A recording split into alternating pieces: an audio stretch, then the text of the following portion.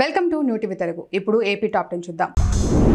Vijayasai Reddy Twitter వేదికగా విషయం కక్కుతున్నాడని రాష్ట్ర మంత్రి స్వామి మండిపడ్డారు. ఒంగోలులోని ఓ కార్యక్రమంలో రాష్ట్ర మంత్రి స్వామి మాట్లాడుతూ వైసీపీ వాళ్ళని ప్రజలు తిరస్కరించినా వారి బుద్ధి మారలేదని తెలిపారు. విశాఖలో ఎండోమెంట్ అధికారి శాంతిని ప్రలోభపెట్టి విలువైన భూములు కొట్టేసింది ఎవరు అని ప్రశ్నించారు. టీడీపీ నేతలపై బురద చల్లాలి అనుకోవడం విజయసాయిరెడ్డి అజ్ఞానానికి నిదర్శనమన్నారు.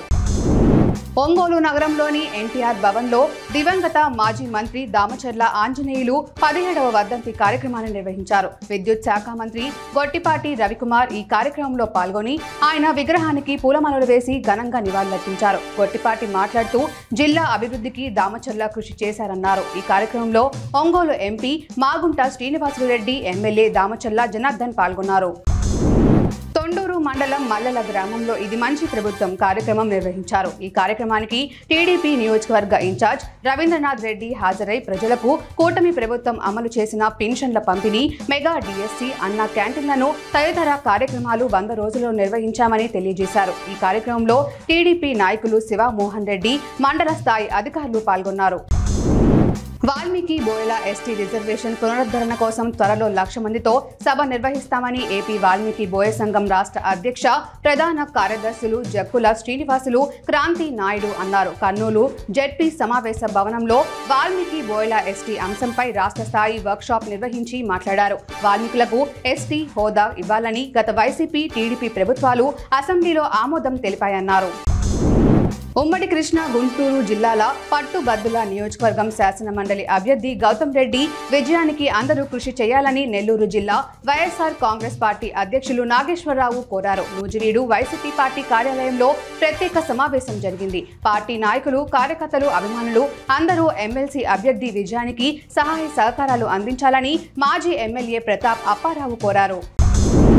విజయనగరం అయ్యన్నపేటలో ఉన్న చంద్రమౌళీశ్వర స్వామి ఆలయ హుండీలను చోరీ చేసిన నిందితుడిని అదుపులోకి తీసుకున్నట్లు 1 టౌన్ సీఐ ఎస్ శ్రీనివాస్ తెలిపారు. ఈ నెల 19న చోరీ జరిగినట్లు ఆలయ అర్చకుడు శ్రీనివాస్ శర్మ ఇచ్చిన ఫిర్యాదు మేరకు విచారణ చేపట్టి ద్వారపూడి ఎస్సీ కాలనీకి చెందిన పాత నేరస్తుడు బెల్లాల బాలరాజును పోలీసులు అదుపులోకి తీసుకున్నామని, అతడి వద్ద నుంచి 30,000 రూపాయల నగదు స్వాధీనం చేసుకుని రిమాండ్కు తరలించారు. 100 రోజుల కూటమి ప్రభుత్వం పనితీరు బ్రహ్మాండంగా ఉందని తిరువూరు ఎమ్మెల్యే కొలికేపూడి శ్రీనివాసరావు అన్నారు. తిరువూరు పట్టణంలో ఇది మంచి ప్రభుత్వం కార్యక్రమానికి ఆయన ముఖ్య అతిథిగా హాజరయ్యారు. ఈ సందర్భంగా ప్రభుత్వం యొక్క ప్రోగ్రెస్ రిపోర్ట్ను ప్రజా వేదిక ద్వారా ఎమ్మెల్యే విడుదల చేశారు. కూటమి శ్రేణులు ఎమ్మెల్యేకు ఘన స్వాగతం పలికారు.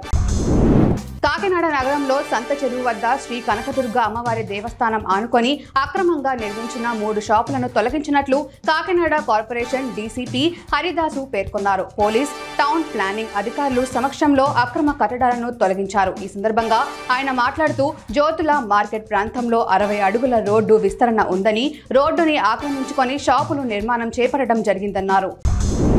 కానిస్టేబుల్, హోంగార్డుల పోస్టులను వెంటనే భర్తీ చేయాలని డిమాండ్ చేస్తూ నిరుద్యోగులు విజయనగరం కలెక్టరేట్ వద్ద ఆందోళన చేపట్టారు. కోట వద్ద నుంచి కలెక్టరేట్ వరకు ర్యాలీ నిర్వహించారు. అనంతరం రాస్తారోకో చేపట్టారు. నోటిఫికేషన్ ఇచ్చి 2 ఏళ్లు పూర్తయినా ఇప్పటి వరకు ఈవెంట్స్ నిర్వహించకపోవడంపై ఆగ్రహించారు. ప్రిలియమ్స్ పూర్తయి 2 ఏళ్లైనా మెయిన్స్ పరీక్ష నిర్వహించలేదని ఆవేదన వ్యక్తం చేశారు.